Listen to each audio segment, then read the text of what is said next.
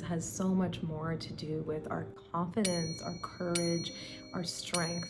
And we can really learn that when we understand the deities. Welcome back to my series where we're going to break down each and every planet and their symbolism through the deities. Mars and Hanumanji is so interconnected. There's a huge representation of Hanumanji in the Ramayana.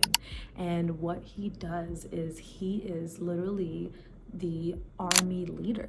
Mars represents in our chart that strategizing, also that courage and leadership to take on those kinds of roles. And it's a very masculine kind of energy where we need to take charge.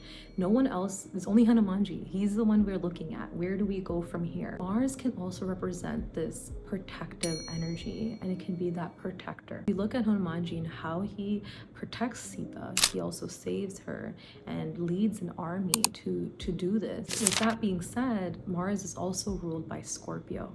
And with Hanumanji, he's very interesting because he has these yogic powers, these siddhis that he's come up with. And it's very mysterious. It's kind of like, wait, did he actually, like swim across Lanka? Like he's the only one, like through the ocean to get there. Like he's the only one who could do that. So we don't understand his power that he really has. And that is very much Scorpio, right? This hidden realm, this hidden mysticism that he carries. And he really, that's another way we can actually look at Mars, is this more mystical aspect that we truly don't understand where those yogic powers and those siddhis come from. In part 2, we're going to explore more of that in terms of Hanumanji himself when he was younger, okay? And what kind of has happened to lead him to the Ramayana, right? But when we look at Mars, then this is why he represents athleticism in the chart, police officers, soldiers, taking charge, leadership.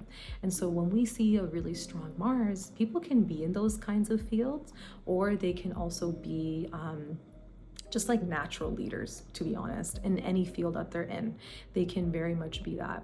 And so you have to look at the whole chart, obviously, to understand how this is playing out for you. I have so much more to share with you. I have so much more we can talk about. Until then, I'll see you in part 2.